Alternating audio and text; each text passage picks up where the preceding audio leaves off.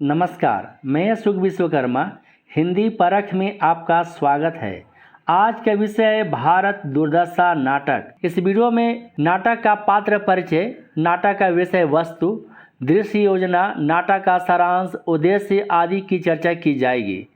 परीक्षोपयोगी सारे महत्वपूर्ण बिंदुओं का इसमें समावेश किया गया है।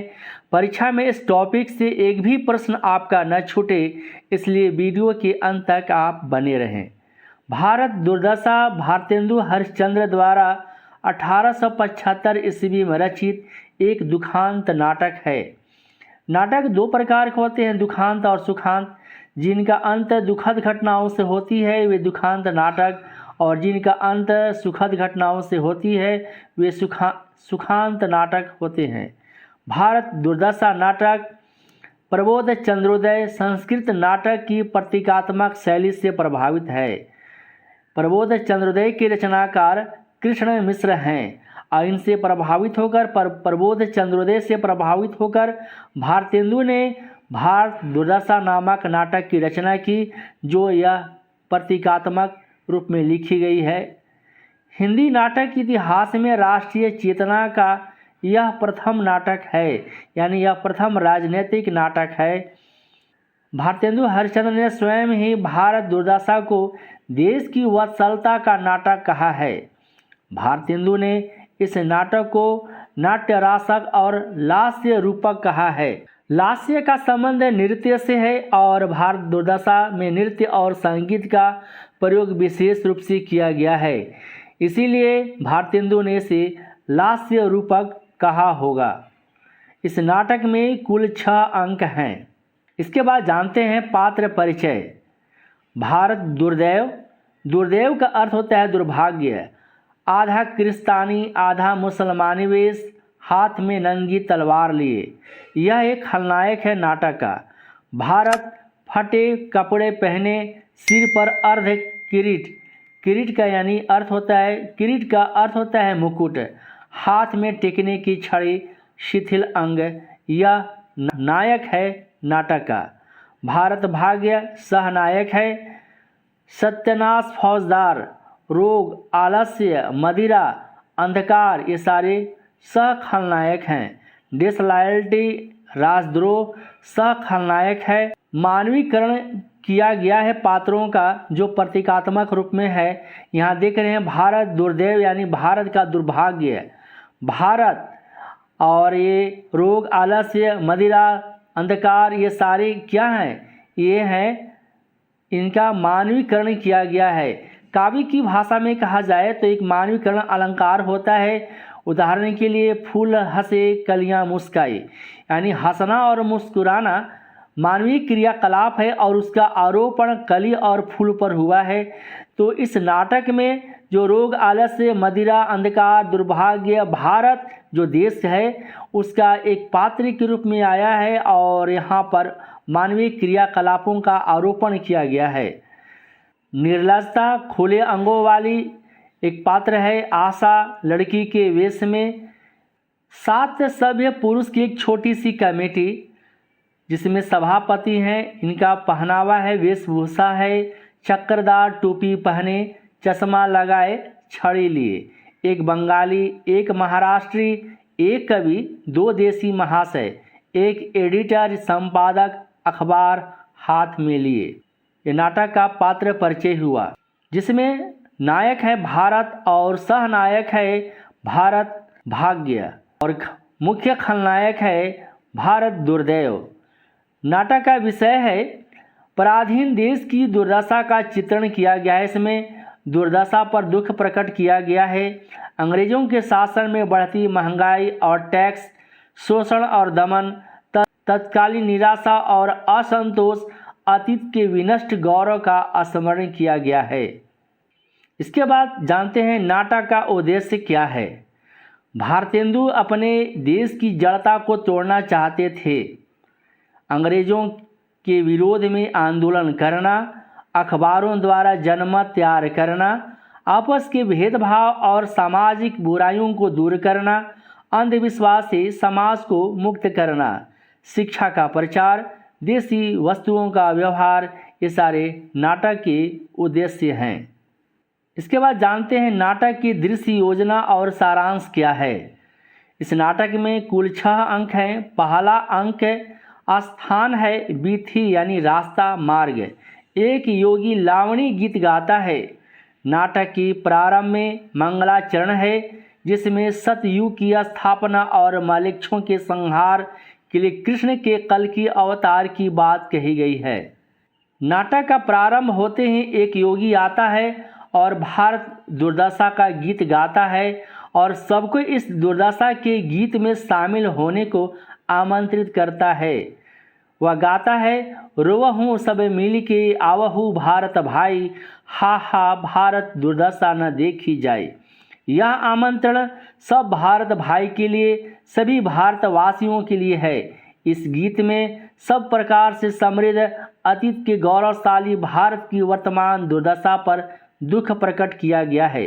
भारतेंदुकालीन भारत में विद्या, बुद्धि, वीरता आदि नहीं रह गई है।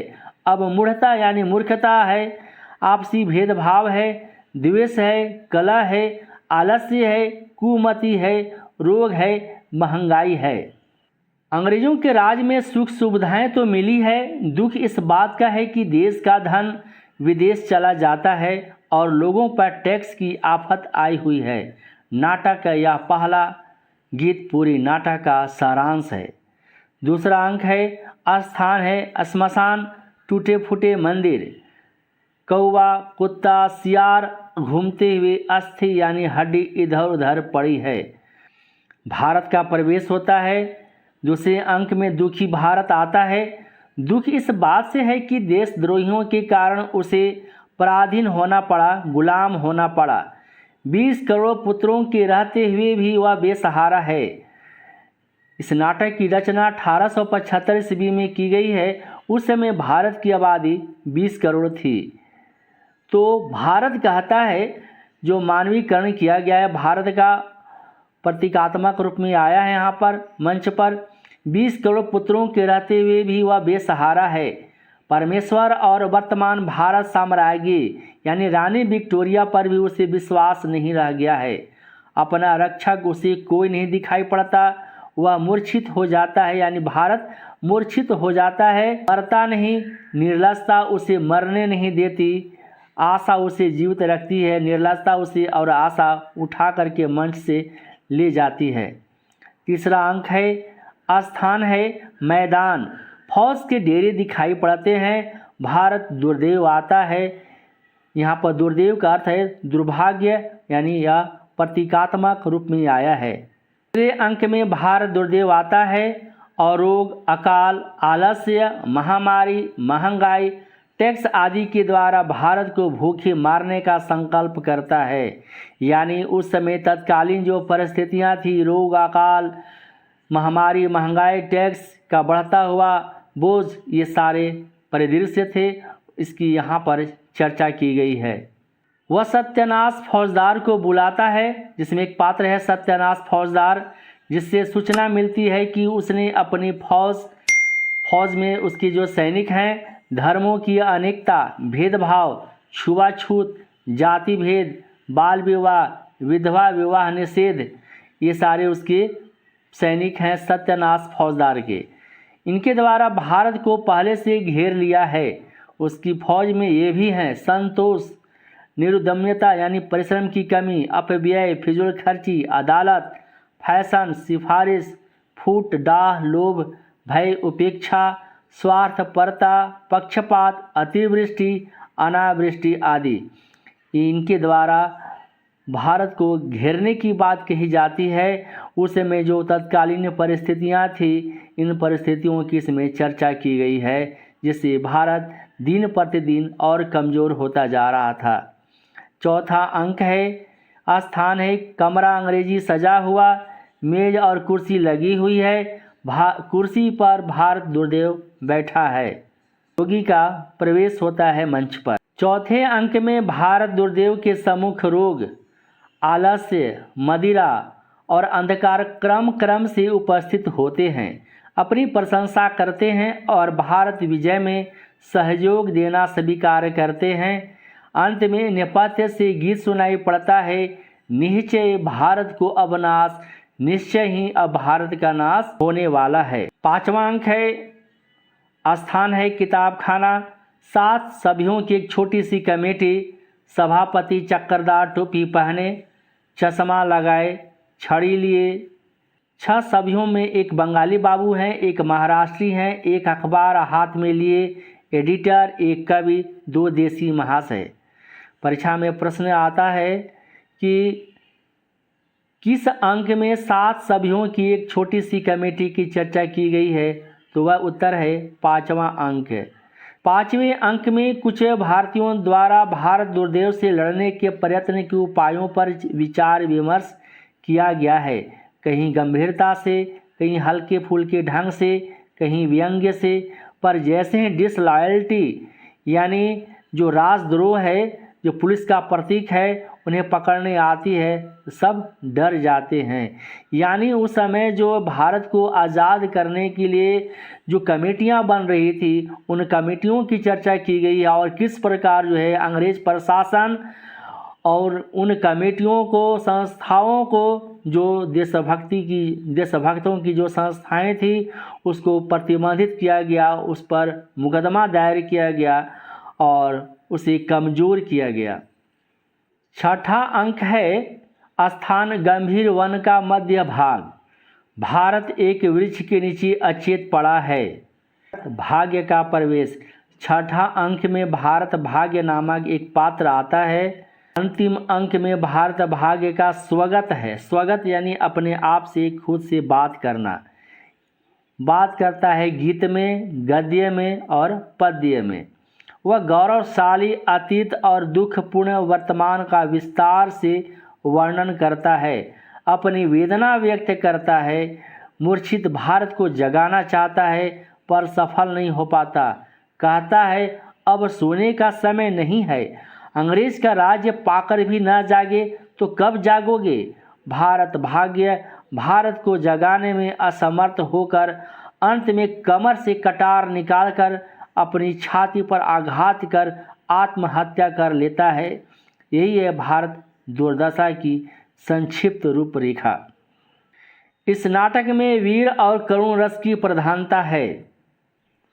डिसलॉयल्टी पुलिस का प्रतीकात्मक पात्र है। जागो जागो रे भाई, सुवत निसी बैस गंवाई, जागो जागो रे भाई।